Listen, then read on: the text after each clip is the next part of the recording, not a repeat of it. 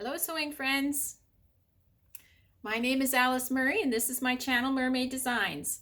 Thank you so much for joining me, and I hope that the information in my video today is inspiring, helpful, help if you're a beginning sewer. You are definitely in the right place. We can go on this journey together because I'm not too far down that road, and if I can do it, you can do it too. And this week is such a fun week. I am having so much fun, and I hope that I am inspiring you to think about wearing red in a different way. And we are also talking about love in the time of COVID and have a challenge that I will talk to you about at the end of this video. So first, we will talk about this week in celebration of Valentine's Day. We are just one day away. We are talking about how to wear red, and I have made garments this week, and I was inspired by a YouTube video I saw called How to Wear Red with Audrey Coyne about the different colors you can pair red with.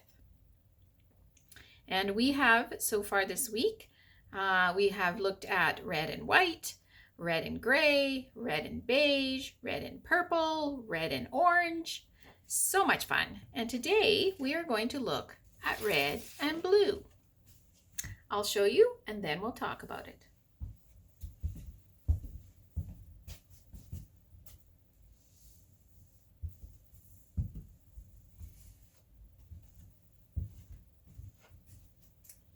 So,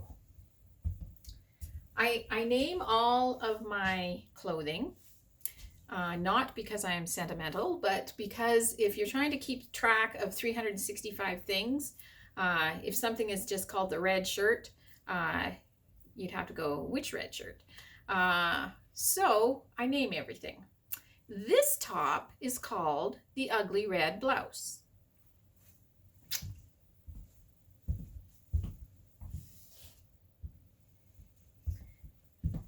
Which isn't kind, but now that it's, I made this a couple months ago and I didn't have the right color of buttons to finish it with, so I just finished it moments ago because I finally got the right color of buttons.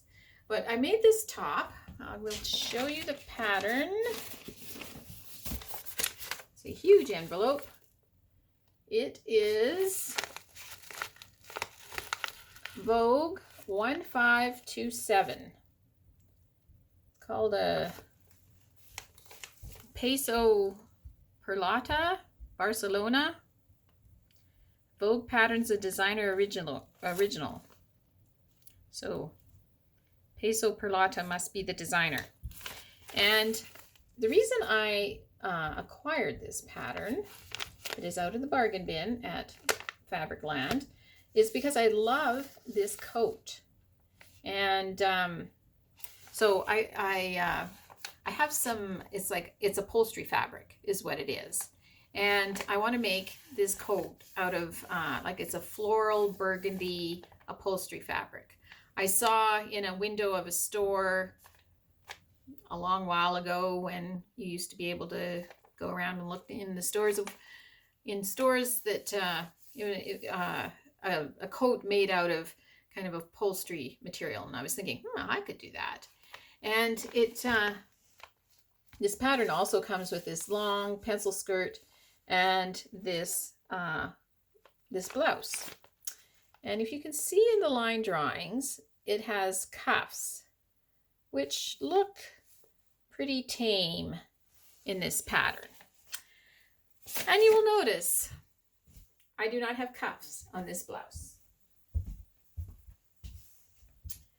So I made this blouse and I put the cuffs on, and the cuffs weren't just like a small cuff, like they were a long cuff that folded, and they were huge cuffs. Like when it was on the sleeve, like the cuff came down to here and you folded it back up and it had like 4 buttons down it, and it looked terrible.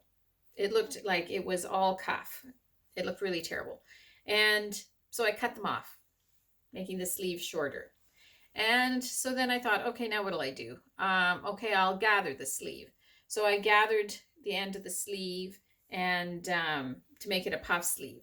Well, that made it look worse. So I cut the gather off and decided I had just a bit of material left and decided to put a ruffle on the end of the sleeves. And I think that turned out okay. So the kind of the claim to fame of this top is this tie. And does it say anything? Loose fitting blouse has collar extending into tie, back yoke extending into forward shoulder seams, and French cuffs. Yeah, French cuffs. But yeah, the rest of it, the yoke and the tie is fine. And I made this to match this coat I'm going to make out of its kind of burgundy floral.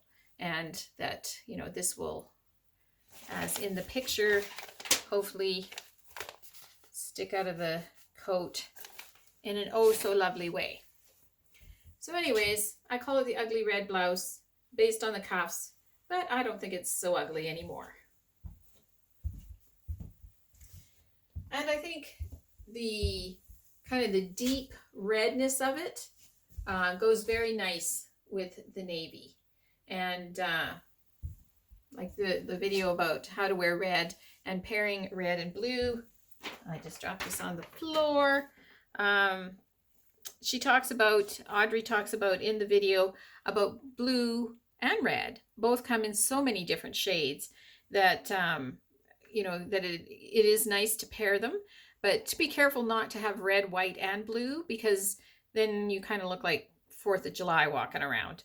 And that without the white, the red and the blue are very chic and timeless looking, and that you can try different shades of, she said a light blue with a burgundy is nice, or a bright red with a like a brighter shade of red is also nice with a light blue.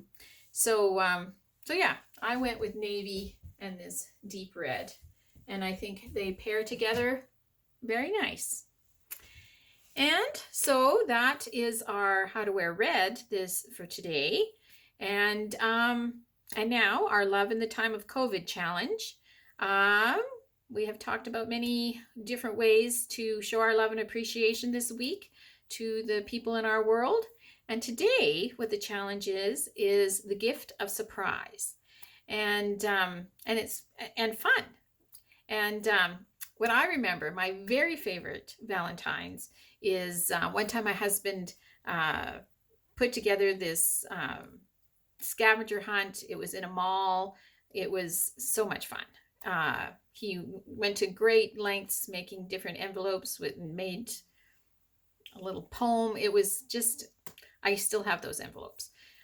It was just so much fun. So my challenge to you is to think of something fun to do for the people in your world that you love, which includes your significant other, your children, your parents, your siblings, like whoever is in your world, your neighbors, your friends. I know it's very hard because we can't be together right now with a lot of those people, but if you can think up something that you can even do across the miles. Scavenger hunts are so much fun. Our family, we're always, doing those kinds of things, little scavenger hunts. I designed a scavenger hunt once for my son who had moved to a different province far, far away, and went online and looked at the city he was living in and found all sorts of different things and places to go and whatnot. And as he got had little questions to answer, and it was so much fun. But some of the websites I had looked at were out of date, and some of the things had been shut down or moved or whatever, and that made it a whole lot more difficult. But yes, there are many ways that you can do a scavenger hunt for the people you live with, or they may live somewhere else. And you can think of a fun way to do that, you know, maybe ends in something fun like, you know, getting an ice cream or something, if there's a place to get an ice cream, or, you know, a nice walk outside that involves, I don't know what, but yes, thinking up some sort of scavenger hunt thing that involves the people that you love and admire, that helps you to just reinforce to them that you love and admire them. Have some fun. Fun is always good. So I hope that you are sewing, because sewing is so much fun. Talk to you again tomorrow. Oh, and I'll link the video about these pants I'm wearing. I did them a couple months ago. Talk to you tomorrow.